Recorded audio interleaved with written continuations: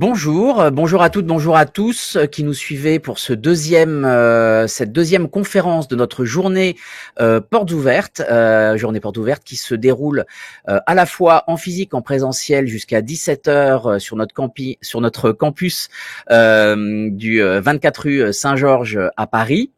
Donc aujourd'hui le 19 mars 2022 et à la fois sur Big Marker à distance pour toutes celles et ceux qui veulent suivre cette conférence autour de la formation en M1 et en M2.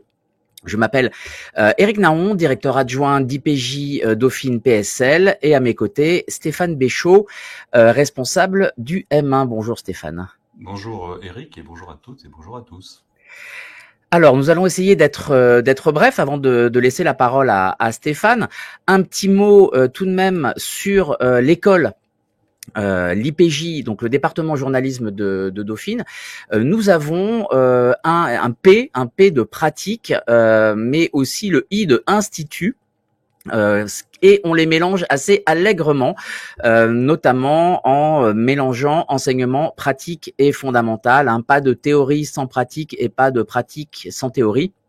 Le métier de journaliste est un métier à haute responsabilité sociale et nous considérons qu'il est toujours compliqué de laisser les étudiants se débrouiller avec une caméra sans avoir quelques théories un petit peu et quelques outils à mettre en place. Alors on pratique beaucoup à l'IPJ, mais on aime aussi discuter de théorie, de travailler sur la théorie de la désinformation avant d'attaquer le fact-checking, enfin ce genre de choses.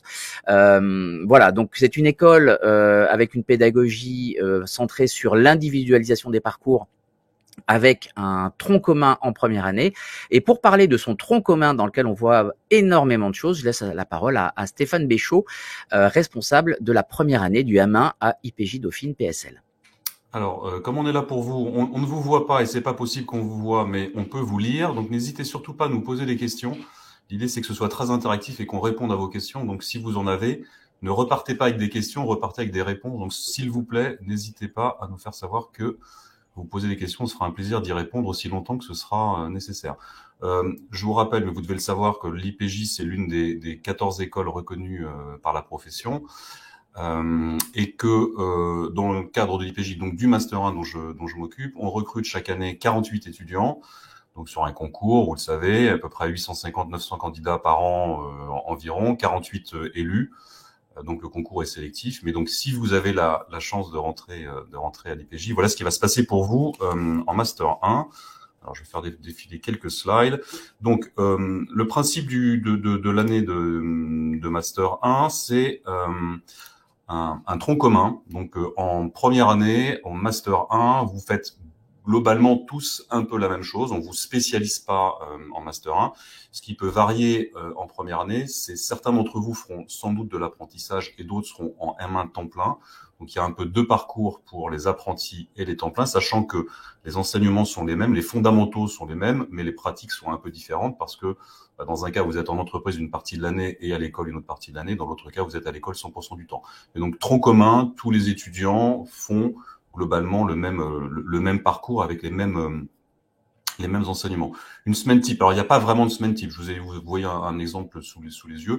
Dans une semaine, on va mixer à la fois des cours très pratiques. Par exemple, le lundi, les uns vont faire de la radio, les autres vont faire de leur TJB, ça veut dire technique journalistique de base, donc plutôt les techniques de base pour faire ce métier en presse écrite, digitale et compagnie. Donc, on peut avoir des journées qui sont très pratiques et puis le lendemain, une journée un peu plus avec des savoirs un peu plus fondamentaux. On a aussi des semaines qui sont complètement pratiques dans lesquelles pendant toute la semaine, on fait de la télé, de la radio, du journalisme police-justice, du journalisme européen. Enfin, on fait plein de choses différentes selon. Donc les semaines se ressemblent et se ressemblent pas. C'est assez le programme est assez costaud et vous allez pas vous ennuyer avec nous au sein de l'école. Et donc qu'est-ce que vous allez faire en temps plein mais aussi en alternance? Vous allez faire donc un tronc commun, des cours de presse écrite et digitale, d'editing, enfin vous le voyez, télé, radio, photo, éthique, fact-checking, droit de la presse, actualité des médias. Donc voilà, le parcours est très complet. Et puis vous avez des cours aussi, enfin un cours optionnel, un cours de sociologie des médias ou d'histoire des médias. Là, c'est vous qui faites le choix. Et dans cette année, on a aussi, depuis 3 ans maintenant, ce qu'on appelle une UE libre. Donc, on vous laisse du temps pour un projet personnel qui ne doit pas être directement en lien avec le journalisme, pour développer des compétences en dehors du journalisme, mais qui vous seront aussi utiles dans le journalisme. Donc ça s'appelle UE Libre et c'est une UE parmi, alors je sais plus combien il y a d'UE, mais en tout cas, comme dans tout master 1, il y a 60 ECTS, donc 30 au premier semestre, 30 au deuxième, et l'UE Libre compte pour 3 d'entre eux. Voilà. Donc voilà à quoi ressemble. Donc je vous ai montré à peu près à quoi ressemblait une semaine type, mais sachant qu'elles sont pas toutes types. Je vous ai dit un peu ce qu'on faisait quand on était en M1 temps plein. Quand on est en alternance, on a globalement les mêmes cours. On en a parfois un peu moins parce qu'on a plus de pratique, on a de la pratique en entreprise. Donc aussi ces mêmes enseignements, des semaines communes. On a des semaines communes avec les 48 étudiants qui sont ou en alternance ou en temps plein. Pour vous donner un ordre de grandeur, cette année, sur les 48, on en a 36 qui sont en temps plein et 12 qui sont en alternance. L'année précédente, c'était 32 en temps plein et 16 en alternance. Donc en gros, c'est à peu près un tiers, entre un quart et un tiers des étudiants qui sont en alternance. Donc il y a des semaines qui sont communes au temps plein et aux alternants et des semaines qui sont séparées. Cette semaine, par exemple, on était avec toute la promo, on est parti à Bruxelles pour faire du journalisme européen, découvrir les institutions européennes et travailler avec des députés européens, des lobbyistes, des gens de la commission pour essayer de faire des papiers de la production, notamment écrite sur ces sujets européens, donc à 48. L'étudiant qui est en apprentissage est salarié. Voilà, en même temps qu'il est donc à l'école. Vous avez dû vous en rendre compte ou vous en rendrez compte, en tout cas nous dans le concours, l'orthographe est hyper importante pour faire ce métier. Donc je vous invite dans le cadre de ce concours, si vous souhaitez rentrer à l'IPJ, à travailler votre orthographe et à faire attention à ce que vous avez écrit dans vos documents. Pour s'assurer que vous avez un bon niveau de langue et d'orthographe, on vous demandera pendant l'année de travailler sur un logiciel, donc c'est de l'auto-formation. Pour certains, ce sera très facile, pour d'autres un peu moins, parce que ils ont un niveau un peu moins bon. Et donc, on vous demandera de valider pendant votre année votre niveau d'orthographe. Donc, je vous invite à la travailler si nécessaire. Pendant l'année, on a aussi des projets pédagogiques, en dehors de toutes les semaines parfois très pratiques. On va lancer la semaine prochaine, jeudi prochain, un projet d'émission sur la plateforme Twitch, émission qui sera autour des questions du climat. Alors, climat, mais très ancré dans l'actualité internationale et notamment en lien avec l'Ukraine. Et dans cette actualité ukrainienne, il y a plein de sujets qui se recoupent avec l'idée du climat, du réchauffement climatique, tout ce qui tourne autour du gaz, de l'énergie. Il y a plein de sujets comme ça. Donc, on aura un live stream qui commencera le premier, c'est jeudi prochain, entre 19h et 20h30. Donc, n'hésitez pas à venir regarder ce que vont faire nos étudiants. Donc, on a 6 étudiants volontaires qui vont travailler sur ce projet pendant plusieurs semaines. Et puis, on peut aussi accompagner des projets d'étudiants. Par exemple, cette année, nous avons des étudiants qui font une série de podcasts. Donc là, on leur donne les moyens de faire les podcasts, on leur donne un studio pour ça. Mais on s'occupe pas du projet, ils sont en totale autonomie. Ça s'appelle Eurodyssée, vous pouvez les trouver assez facilement. Et donc, on n'hésite pas et on est hyper content quand nos étudiants ont envie qu'on les soutienne dans des projets qu'ils initient par eux-mêmes. Pendant l'année, on fait aussi un journal école. Donc cette année, il n'est pas encore calé. L'année dernière, on a travaillé avec Le Parisien et Les Échos, avec toute la promo pour produire des contenus qui, là, pour le coup, sont diffusés véritablement sur le site web des Échos ou dans un supplément Écho du Parisien. Donc, on fait du journalisme pour de vrai, si on peut le dire comme ça. En fin d'année, vous avez un stage obligatoire pendant l'été, juillet, août, en presse quotidienne régionale. Donc, la plupart, vous serez rédacteurs, mais certains seront SR. Donc, vous allez partir dans toute la France. On n'a aucune difficulté à placer nos étudiants. Donc, certains sont à Ouest-France, d'autres au Midi Libre, à Sud-Ouest. Vous avez des titres sous les yeux. Donc, c'est un moment qui est hyper riche dans votre année, qui vient clôturer cette année de Master 1. Donc, juillet, août, on est en stage. Stage rémunéré, 1220 € bruts par mois. C'est pas énorme, mais c'est un peu plus que la gratification auquel on a droit qu'avec des stages supérieurs à 2 mois. Donc, vous êtes quand même assez largement défrayé pour faire ce stage. Et je finis avec une petite incitation pour ceux d'entre vous qui aimeraient rentrer dans une école comme l'IPJ. Le permis de conduire, ça peut vous paraître ringard d'avoir son permis de conduire aujourd'hui, mais pour faire ce métier, c'est hyper important de savoir conduire une voiture et que dans vos stages d'été, si vous n'avez pas le permis, vous serez très emmerdé. Je vais le dire avec un mot un peu vulgaire. L'absence de permis de conduire est un problème.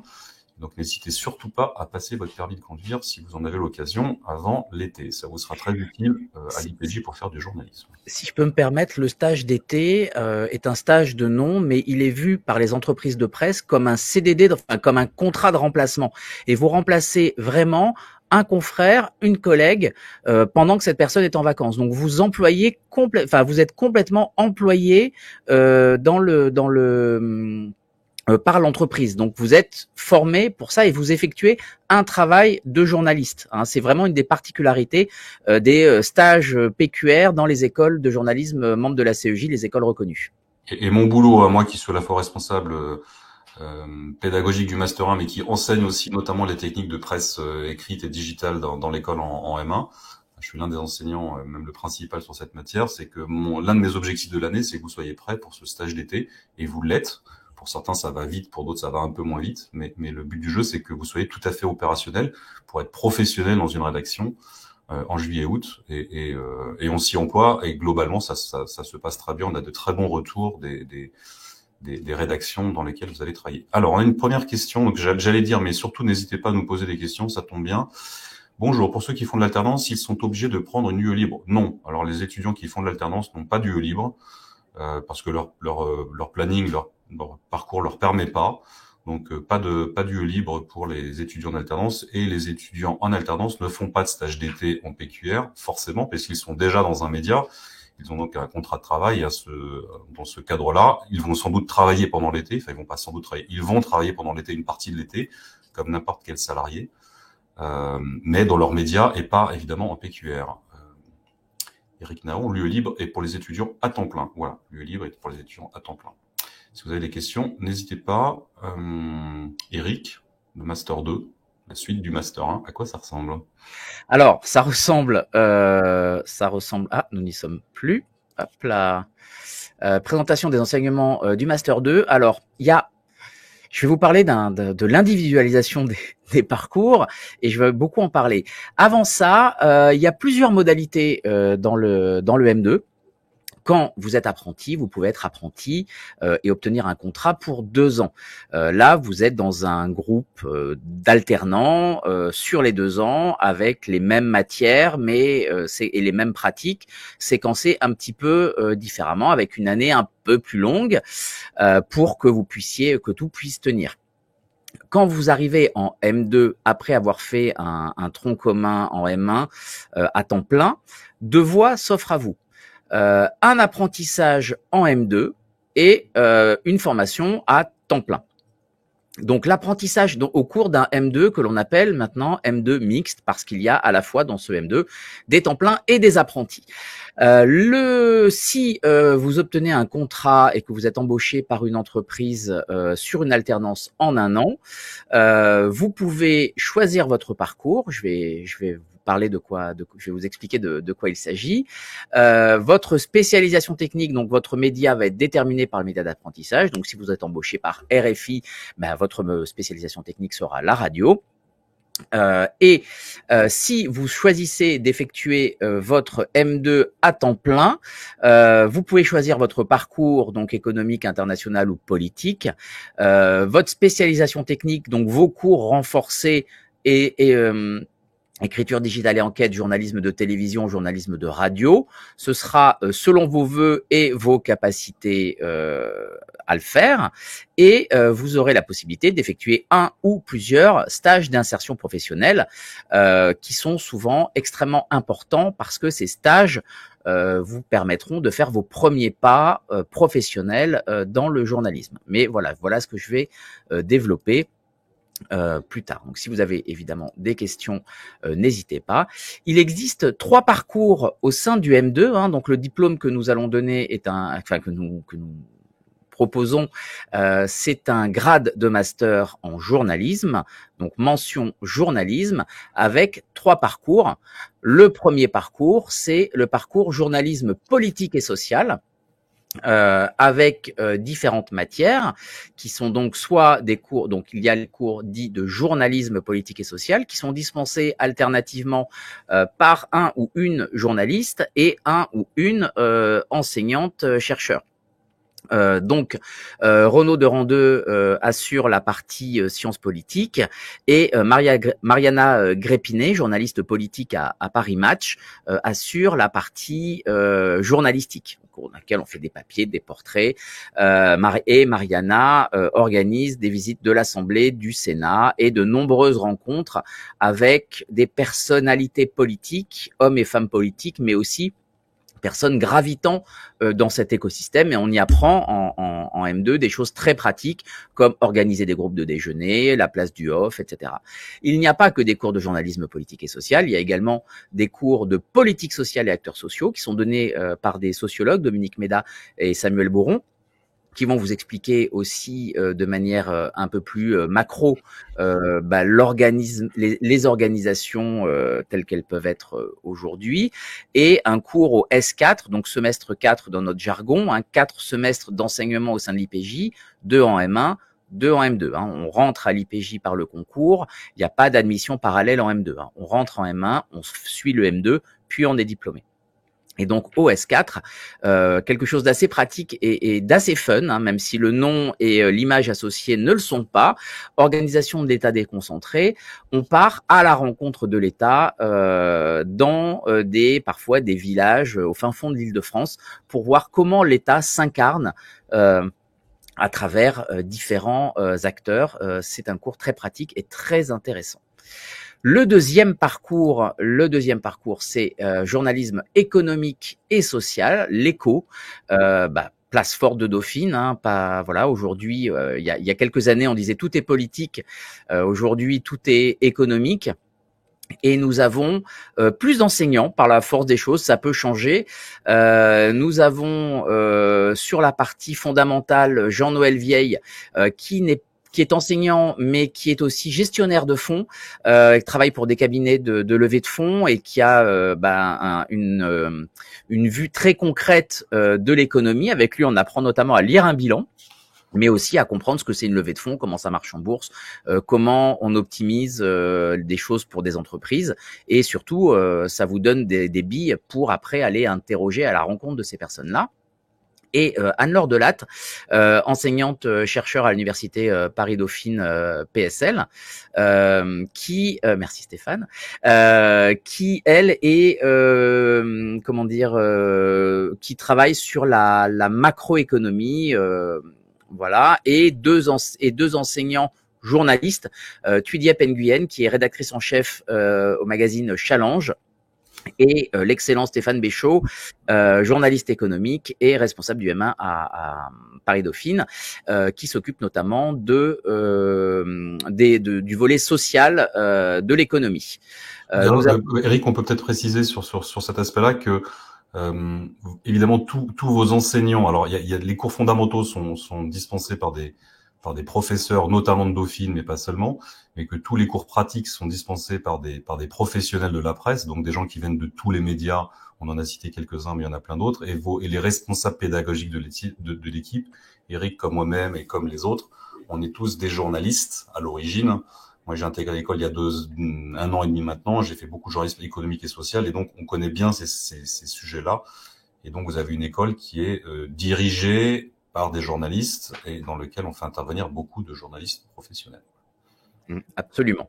Pour la petite histoire, on a 96 étudiants à l'IPJ en théorie, et nous avons plus de 120 vacataires parce que certains enseignants viennent juste pour une journée de télé ou des spécialités spécialisées en reportage, en duplex, et viennent pour une seule journée. Nous avons aussi un cours économie internationale et du développement, et vous avez remarqué que certains cours sont communs, politique sociale et acteurs sociaux, et communs avec la filière, avec le parcours politique. Le cours économie internationale et du développement, nous le retrouvons dans le 3e parcours, qui est le parcours journalisme international et européen. avec toujours cette même partie, ce grand cours de journalisme international européen qui est donné à plusieurs voix. Amélie Shelley, qui est enseignante-chercheur à l'EHESS et spécialisée dans les questions à la fois de sécurité et de radicalisation des personnes, les parcours de radicalisation, travaille autour d'un cours de géopolitique centré autour de l'Iran, ce qui permet de décentrer un petit peu et d'avoir une autre vision du monde, un cours absolument passionnant au dire des étudiantes et étudiants qui suivent ce cours. La partie journalistique est assurée au S3, donc au premier semestre, par Anthony Bélanger, que les leftos entendent tous les jours à 6h45 sur France Inter et que les couches-tard retrouvent sur BFM TV. Pour son expertise de la politique. Romain Mielcarec au S4 est plus discret, mais il a la double casquette d'être à la fois enseignant-chercheur et grand reporter. Il était notamment à Kaboul l'été dernier. Il me semble qu'il est parti en Ukraine, mais je n'en suis pas tout à fait sûr. Et il travaille de manière très concrète avec les étudiantes et les étudiants, notamment lorsque l'on veut s'expatrier. Il donne aussi quelques billes pour partir sur le terrain avec des compétences extrêmement transversales, des compétences journalistiques, mais également parfois, hélas, médicales. Un cours conflit, guerre, migration, qui est un cours un petit peu comme des grands enjeux contemporains, mais vraiment centré sur les origines des conflits et avec un prisme de migration qui est donné par Aurélie Daher, également responsable du Master Peace Studies à Dauphine. Et on retrouve ce cours d'économie internationale et du développement qui est donné par Najat El Mekawi. Donc voilà pour les 3 parcours. Ces parcours sont très importants parce qu'ils donnent une couleur à votre diplôme et ils sont marqués sur votre diplôme, mais ça ne veut pas dire que si vous suivez le parcours journalisme européen, vous serez forcément journaliste dans un service international. Après, le choix que vous faites sera le vôtre. Nous avons bien évidemment un tronc commun, qui est donc le journalisme digital mobile, des cours d'insertion professionnelle, gestion de carrière, un cours de news production qui est un cours de journalisme en anglais donné par un enseignant qui s'appelle John Henley du Guardian. Un cours centré autour du synopsis, donc la pratique professionnelle, comment je travaille mes propositions de pige. Un cours très intéressant qui est donné en janvier en partenariat avec le Master de Dauphine Management Télécom Média, MTM, pour apprendre à travailler les lancements de médias et de trouver des nouveaux business models de nouveaux médias. Et enfin, le stage pratique, toujours pour les étudiants à temps plein. Ça fait beaucoup de choses, donc on va résumer ça par une slide.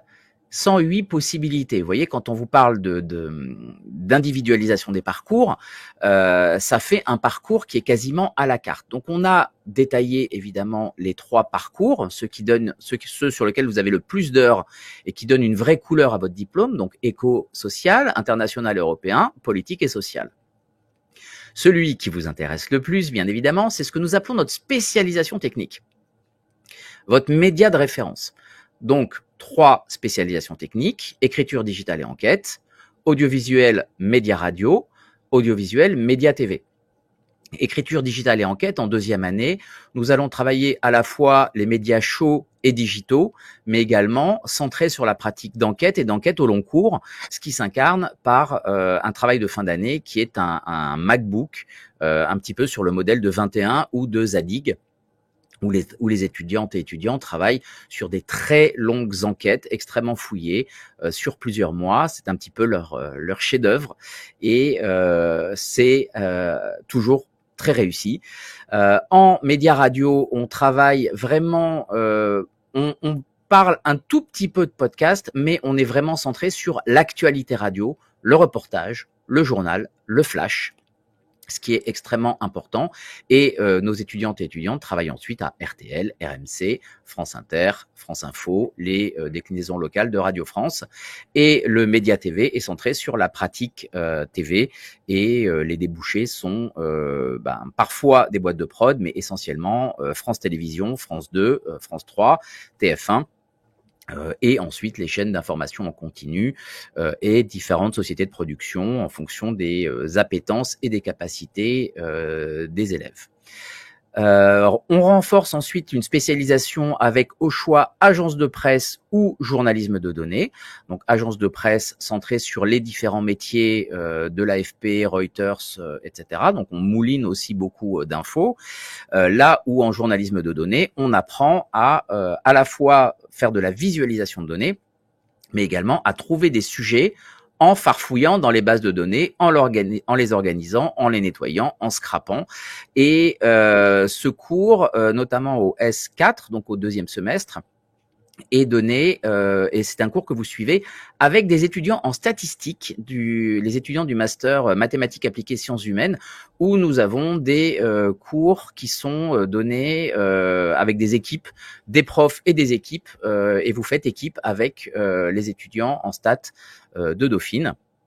Et enfin, nous avons des options qui donnent aussi une couleur à votre diplôme. Il y a, vous en choisissez deux. Une au premier semestre, une au premier semestre. Journalisme police-justice, journalisme culture, journalisme de sport et journalisme sciences, santé, environnement. Donc voilà, si vous avez des questions, je serai absolument ensuite ravi d'y répondre. Comment ça se passe ? Globalement, ça se passe plutôt bien. Alors vous allez remarquer qu'il nous a dit, le monsieur, qu'il y avait 48 étudiants, cette année il y en a 55. Oui, cette année il y a 55 étudiants parce que nous avons une année de césure entre la première et la deuxième année. Pascal Guénet en a parlé dans son premier webinaire.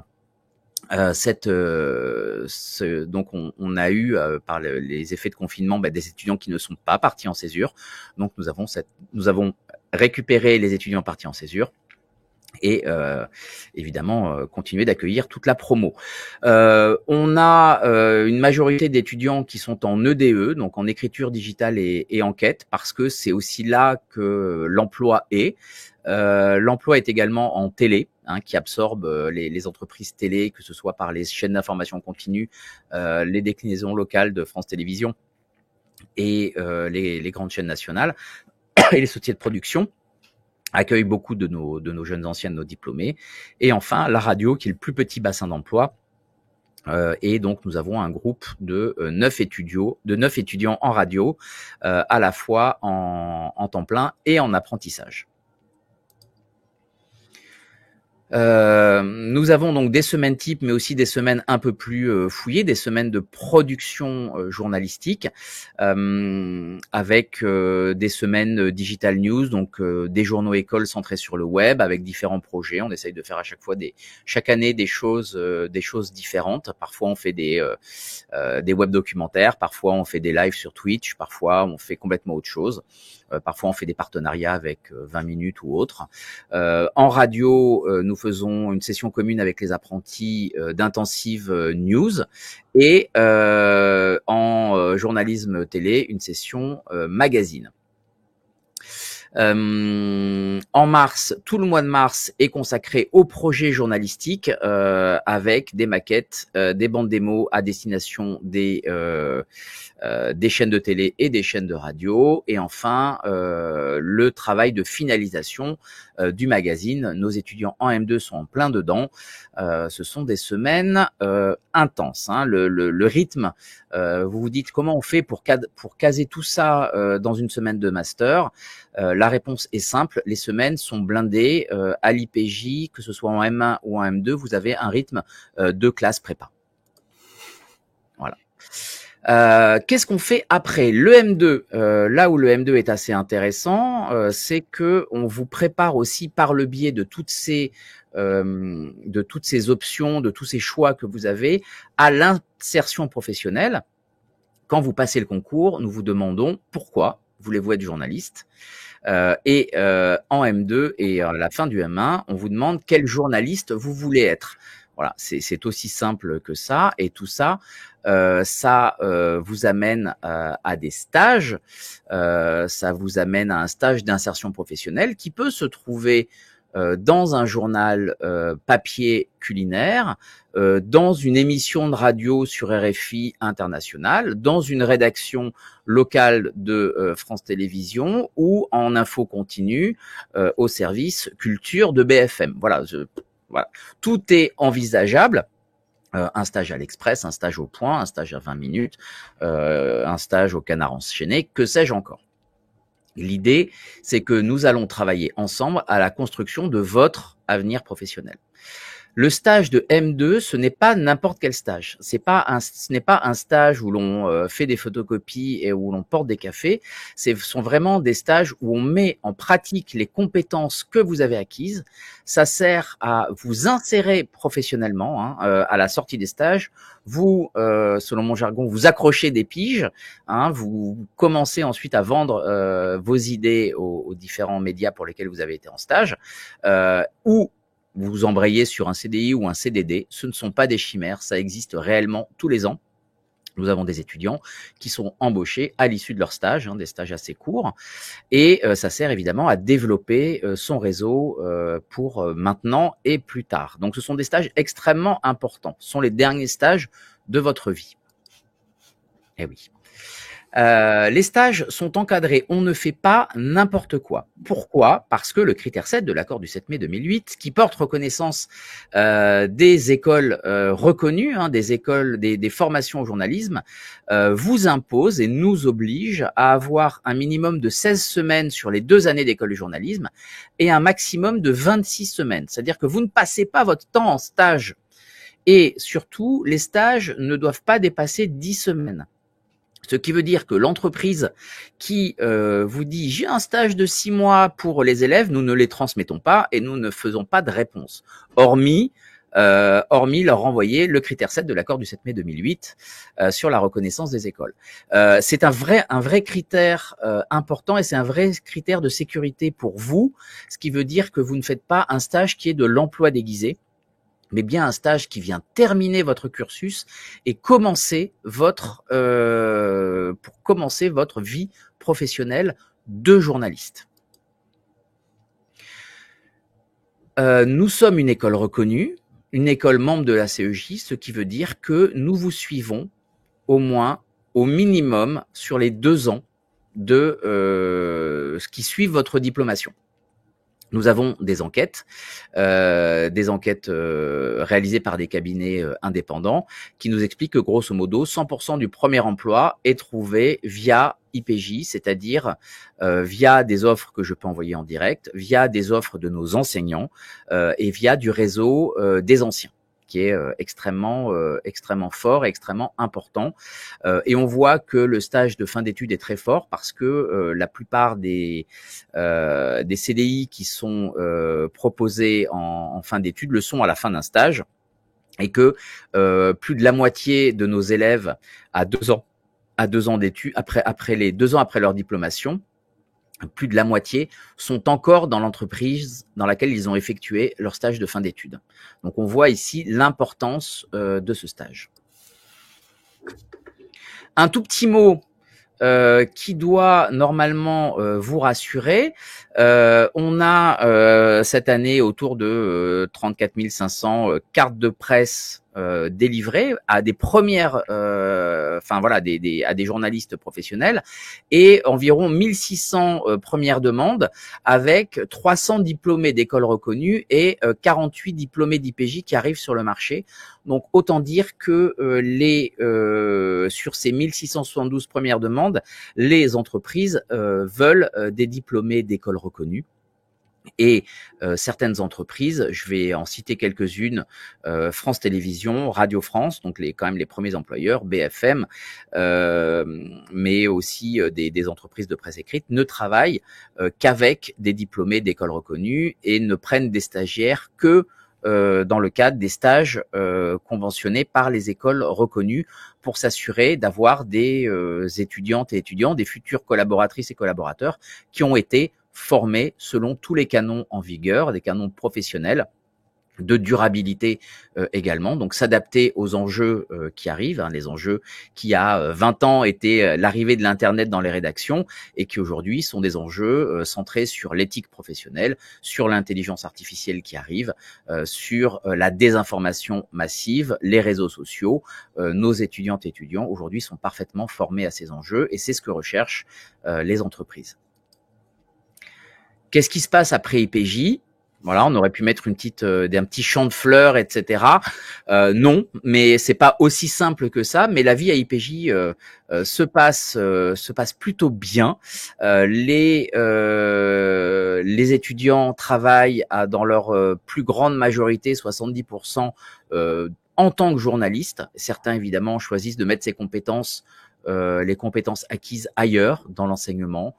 Certains choisissent, on a un étudiant qui récemment est parti rejoindre un parti politique. D'autres choisissent de s'engager dans d'autres choses, de travailler dans la communication, et c'est un peu plus rare. La plupart sont et restent journalistes professionnels. Mais parmi nos anciens, nous avons des journalistes de sport, des journalistes politiques, des journalistes culture, des journalistes spécialisés rap ou des journalistes spécialisés musique classique, des journalistes très engagés, d'autres totalement sur le hard news. Tout ça forme la communauté des alumni d'IPJ et qu'on continue de voir, que vous allez voir aujourd'hui, notamment si vous avez la chance d'être sur place à IPJ. Voilà à peu près ce que je peux vous dire là-dessus. J'ai déjà été assez bavard. Je vous remercie de votre attention. J'espère, et Stéphane et moi espérons avoir le plaisir de vous voir aux oraux, et nous aimerions qu'il y ait un temps d'échange, voilà, avec une première question. Stéphane, je vais te laisser y répondre. Alors Zoé nous demande s'il y a des cours de langue LV1 et LV2, merci. Donc non, il n'y a pas de cours de langue LV1 et LV2. Un grand nombre de nos étudiants parlent au moins anglais à peu près couramment. Enfin, en tout cas, c'est évidemment une compétence utile dans ce métier. Donc il n'y a pas de cours de langue. En revanche, dans l'UE Libre, que vous pouvez suivre donc en M1 temps plein, vous pouvez suivre des cours de langue dans le cadre de cette UE Libre. C'est possible de valider des cours de langue au travers de cette UE Libre pour ceux qui le voudraient. Donc n'hésitez pas à nous poser des questions. Je voudrais ajouter 2 choses par rapport à ce que Eric vous a dit. La première, c'est que le Covid, on en a tous mangé pendant 2 ans. Je voudrais juste vous dire que, évidemment, on ne sait pas de quoi l'avenir sera fait par rapport à cette formidable crise sanitaire. Au cours des 2 dernières années, nous n'avons jamais fermé l'école. Alors, il y a eu des cours qui ont eu lieu en distance de temps en temps, mais nous n'avons jamais lâché nos étudiants.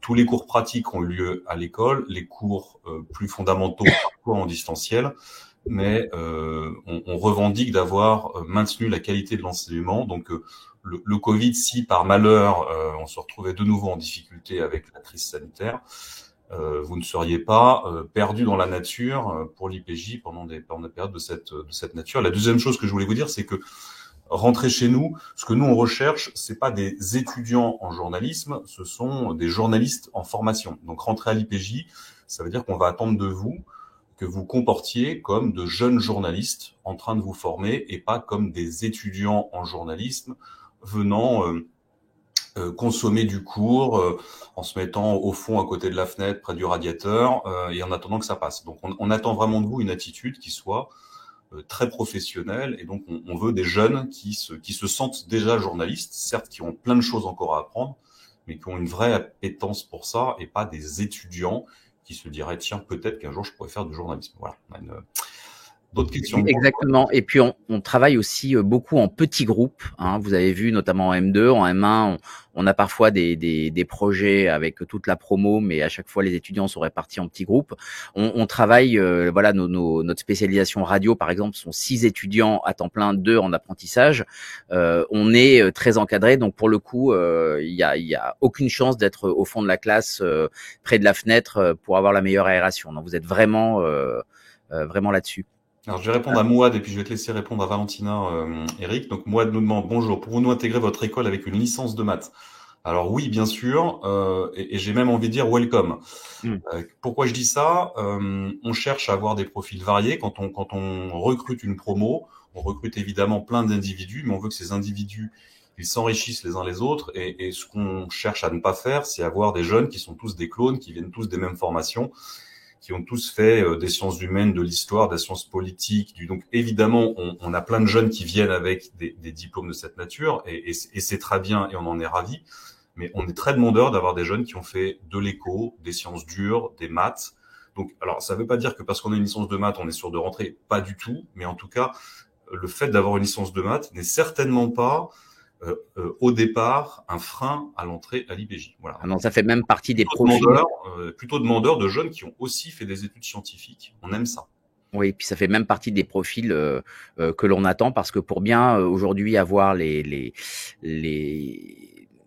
pour bien saisir aussi les enjeux que l'on a, on recherche, nous, des gens qui ont des profils solides en économie, et des gens qui ont des profils aussi très solides sur les sciences dures, les mathématiques, travailler sur le data journalisme, et plus tard aussi sur les enjeux de l'intelligence artificielle. Avoir des bonnes connaissances scientifiques, c'est extrêmement important pour nous, hein. Voilà, donc évidemment après il faudra passer par le filtre du concours, mais ça n'est absolument pas rédhibitoire. Valentina nous dit bonjour, l'insertion professionnelle est-elle meilleure si on choisit l'alternance pour le M2? J'aurais tendance à dire non. Elle n'est pas meilleure, elle est équivalente, et surtout elle est différente. Quand vous choisissez une formation en alternance, quand vous avez la chance d'être embauché par un média, ce média ne s'engage pas, il s'engage à vous garder pendant 1 an ou 2 et de concourir à votre formation. Certains ont pour projet d'investir dans un nouveau collaborateur, une nouvelle collaboratrice, et certains se disent ok, la vocation c'est de les garder, et de les garder dans notre pool de collaborateurs. C'est le cas de France Télévisions, de l'agence France Presse et d'autres. D'autres, pas forcément. Ce n'est pas automatique. Et dans ces cas-là, votre insertion professionnelle ne se fait pas dans le média dans lequel vous avez fait de l'apprentissage. Aujourd'hui, donc l'IPJ, petit point auto-célébration, nous avons inventé, réalisé les premiers à avoir fait de l'apprentissage dans le journalisme. Ça fait aujourd'hui presque 15 ans. On commence à avoir une bonne vue d'ensemble. Et l'insertion professionnelle n'est ni meilleure, ni bonne, ni moins bonne que en ce qui concerne les étudiants à temps plein. Voilà, certains ont des trous d'air à 2 ans, certains se retrouvent avec peut-être un peu moins de réseau après 2 ans d'expérience, mais voilà, l'école est toujours là pour les raccrocher. Donc il n'y a pas de voie royale. L'apprentissage n'est pas la voie royale, c'est une voie différente. Et j'aurais même parfois tendance à dire que si on ne sait pas trop ce que l'on veut faire, j'aurais tendance à conseiller la voie à temps plein, dans laquelle on peut encore se chercher, se trouver, découvrir un média. Moi, j'étais rentré à l'école pour la radio, j'ai découvert l'écrit, voilà, et ça m'a permis d'évoluer ainsi dans ma carrière de journaliste. Et c'est encore le cas aujourd'hui de gens qui, en fin d'année, maintenant, se découvrent une passion pour le news, là où ils étaient rentrés pour le mag. Donc il n'y a pas de voie royale, elle est équivalente. Le seul truc, c'est de bien savoir dans quelle entreprise on va aller, et de bien choisir d'être dans une entreprise qui vous correspond. L'alternance pour l'alternance n'est pas du tout une bonne idée. Dire je veux faire de l'alternance, ça n'a pas de sens. Quelle alternance, dans quel média, avec quel projet? Et donc on vous accompagnera évidemment en fonction des offres qu'on a, parce que l'alternance c'est pas non plus un droit. Vous pouvez vouloir faire de l'alternance, encore faut-il trouver un contrat. Donc nous on a plein de propositions, et on n'a pas non plus toutes les propositions tout le temps. Donc il y a aussi chaque année l'un ou l'autre qui voudrait faire de l'alternance et qui ne peut pas en faire, ça existe aussi.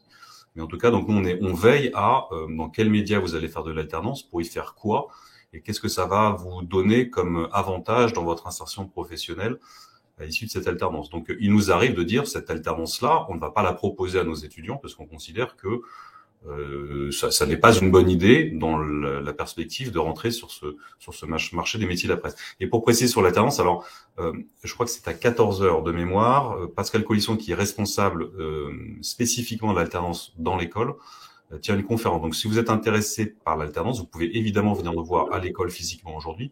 Je redis 24 rue Saint-Georges dans le 2e. Si vous êtes à distance, parce que vous êtes notamment hors de l'Île-de-France, donc il y aura une conférence sur Big Marker sur ce sujet-là, donc vous pourrez échanger avec elle. Est-ce qu'il y a d'autres questions? Est-ce que nous avons étanché votre soif? C'est le moment, hein, parce on va pas rester. On a dit que c'était de 12 à 13, mais évidemment, on va pas attendre 15 minutes gentiment derrière nos écrans. Ah, Sophie. Bonjour, aurait-il possible de réaliser une année de césure afin de renforcer ses compétences linguistiques? Alors, l'année de césure, elle peut se faire à l'étranger, donc on peut profiter de cette année de césure pour renforcer ses compétences linguistiques. On va pas essayer de faire cette alternance que pour ça. On va essayer de faire une alternance dans une université partenaire parce qu'on est intéressé par, on veut développer des compétences dans un autre domaine et en même temps on va en profiter pour améliorer son anglais, son tchèque, le portugais ou le lituanien selon Ou l'arabe. Parce qu'on a eu des étudiants comme ça qui sont partis en Tunisie, Maroc, Égypte, pour suivre des études soit d'économie, de sociologie ou de géopolitique sur place, et qui en ont évidemment profité pour prendre à côté des cours d'arabe, ou perfectionner leur arabe, ou perfectionner leur portugais ou leur tchèque, comme tu le disais.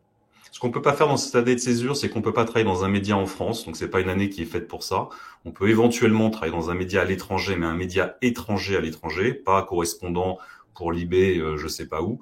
Donc il y a plein de choses qu'on peut faire en année de césure, notamment travailler, aller étudier dans une université partenaire, mais pas seulement. On peut aussi avoir un semestre où on est dans une université, un deuxième semestre où on va faire un projet plus personnel, mais qui aura une dimension de compétences supplémentaires qui vous serviront dans le métier. Et donc, de toute façon, on échangera avec vous sur le sujet pour s'assurer que votre projet de césure, que cette césure, elle vous apporte quelque chose de supplémentaire sur le marché de la presse. Et la césure, c'est bien le bon moment pour faire ce pas de côté, c'est bien entre le M1 et le M2 plutôt qu'à la fin du M2. Parce qu'à la fin du M2, on est en pleine insertion professionnelle et ce serait vraiment pas le bon moment pour se dire, tiens, je vais aller faire un truc à côté dans une autre université ou dans un autre pays. Donc, le faire entre le M1 et le M2, c'est vraiment le bon moment pour avoir ce genre de projet. Et on en a tous les ans. Cette année, on a une étudiante qui est à l'ENS. On en a un autre qui suit un master d'économie de marketing, je sais plus précisément le nom, à Dauphine. On en a un troisième. Donc on a des étudiants chaque année. Alors, le Covid, ça a été un peu compliqué sur une année, mais chaque année, on a plusieurs étudiants qui font donc un pas de côté, mais dans une optique de creuser encore des compétences supplémentaires qui et pour vous dire un peu la variété des projets de césure, hein, la première étudiante qui a bénéficié de ce dispositif, Aliette Delalleux, a fait sa première année donc à temps plein. Elle a fait une année de césure à l'ENS, notamment à l'école normale supérieure et au Conservatoire national de musique, pour étudier la musicologie. Et ensuite, elle a embrayé sur une année d'apprentissage à France Musique. Et aujourd'hui, elle vient pour perfectionner justement ses connaissances musicales afin d'être journaliste spécialisée musique classique. Et aujourd'hui, elle vient de publier un essai qui s'appelle Mozart était une femme, pour raconter un petit peu l'invisibilisation des femmes dans la musique classique. Donc tout ça amène à un projet cohérent, même si on se dit pourquoi en école de journalisme on va aller faire une année pour étudier la musique classique. Voilà. Autre exemple, j'ai une étudiante qui est en train, alors qui n'est pas encore partie en césure, mais qui va sans doute le faire l'an prochain, qui va partir au Sénégal, travailler 6 mois dans un journal local, Le Soleil, et qui va aussi faire un semestre d'études à l'université. Alors je sais plus le nom exact, l'école de journalisme. Diop, ouais. Voilà, exactement. Merci Eric. Donc plein de projets possibles. Nous, on va juste s'assurer que votre projet, il est cohérent, qu'il vous apporte quelque chose et que c'est pas juste aller faire mumuse à l'étranger où on s'intéresse à la vertu de ce projet dans une dimension d'insertion professionnelle. Sophie, les stages durant le M1 et le M2 sont-ils possibles à l'étranger? Alors le M1, le principe, c'est un stage en presse quotidienne régionale. Alors normalement, c'est pas véritablement possible à l'étranger. On a déjà eu des jeunes qui sont partis non pas à l'étranger, mais en outre-mer, par exemple. Donc, on n'est pas à l'étranger. Je fais bien la différence, mais on peut aller à Tahiti faire un stage. On peut aller. Alors, on le survend pas et on le conseille pas forcément parce que c'est pas forcément des stages qui sont les plus formateurs pour vous. Donc, en tout cas, on se posera cette question, mais c'est pas impossible. Et surtout, les stages, on a des conventions. Enfin, les grands journaux de presse quotidienne régionale ont signé un accord avec les écoles de journalisme dans lequel ils s'engagent à rémunérer nos étudiants qui partent en stage, et donc ce qui permet de ne pas avoir à négocier la rémunération. Et donc quand je vous disais que c'était 1 220 € bruts, c'est parce que c'est ce que prévoit cet accord. Et donc quand on part dans les DOM par exemple, probablement qu'on paye son billet d'avion, mais qu'en plus on n'est pas rémunéré. Donc ça pose des questions de cette nature. Et donc le stage, en tout cas en première année, alors si c'était un stage de PQR dans un journal chinois, enfin chinois, peut-être pas chinois, allemand, je sais pas. En fait, je pense que c'est le genre de sujet. Non, on est pas sur le M1. Voilà. Sur le M1, ça n'est pas possible. Par contre, en M2, sur le stage d'insertion dernier, il m'est arrivé d'envoyer une étudiante à Lahore au Pakistan, régulièrement à Rome ou dans différents médias italiens ou français à Rome, en Angleterre. En Italie, en Amérique du Sud, donc au Brésil, etc., aux États-Unis. Étant donné que, je ne sais pas si je vous en ai parlé, mais on pratique l'individualisation des parcours, on travaille sur des stages en essayant de vous mettre en relation avec des professionnels qui vous prendront en stage, et l'IPJ est impliqué dans différentes organisations au niveau francophone, au niveau européen et au niveau mondial. Et donc, nous avons un réseau d'écoles de journalisme et donc de potentiels contacts pour des stages qui sont loin d'être négligeables. Donc oui, en tout cas en fin de M2 sur le stage, non en fin de M1. Alors, est-ce qu'il y a encore des questions ? Je vous rappelle, donc entre 14 et 15, vous pouvez parler alternance avec Pascal Collisson qui est responsable de l'alternance, et de 16 à 17, il y aura un temps d'échange avec des étudiants de M1 ou de M2, mais plutôt de M1, donc qui sont rentrés cette année dans l'école, pour ceux qui sont à distance et qui voudraient échanger sur comment se préparer au concours, qu'est-ce qu'on va vous demander, quels sont les conseils qu'ils peuvent vous donner. Donc évidemment, nous, on peut pas vous donner de conseils, Eric et moi, parce que dans la mesure où on va recruter la future promotion, on va pas commencer à vous donner les conseils pour vous avoir après, évidemment, en face de nous. Et voilà, donc donc ça n'est pas notre job et on peut pas le faire, mais nos étudiants seront ravis de le faire. Non, puis c'est bien que vous soyez avec les étudiants. Pour nous, c'est extrêmement important. Sophie nous remercie. Écoutez Sophie, merci beaucoup aussi et belle journée à vous. Voilà, j'ai failli mettre du tu parce que le métier est un métier dans lequel le tutoiement est assez répandu. Donc nous resterons au vous, Sophie, jusqu'à votre insertion peut-être à l'IPJ au moins. Voilà. D'autres questions ? Visiblement pas. Alors, nous allons vous souhaiter un excellent appétit, à moins que vous ayez mangé en nous regardant. Mais en tout cas, merci de votre attention. Si encore une question, non, on a du merci. Écoutez, merci beaucoup. Rendez-vous à 14h avec Pascal Collisson, et en espérant que ça vous a intéressé. Et si jamais vous êtes au 24 rue Saint-Georges ce 19 mars, nous serons ravis de vous voir en vrai. Merci beaucoup. Alors, je salue Angela Huro qui est étudiante, parce qu'on n'a pas parlé de ça, mais qui est étudiante à Dauphine, qu'on connaît. Voilà, donc bonjour Angela, qui nous remercie. Et je voulais juste dire pour finir, Eric, que cette conférence en ligne a été enregistrée. Donc si l'un d'entre vous a besoin de réécouter un petit morceau, il n'a pas compris un truc, ou vous avez un copain, une copine qui a raté le truc et qui voudrait nous réécouter, c'est possible de réécouter l'enregistrement de cet échange qu'on a eu avec vous. Voilà. Merci à toutes et tous. Merci. On va se retrouver, on est un peu dans les mêmes locaux, donc on va se voir dans à peu près 2 minutes, nous, mais on vous salue tous et toutes.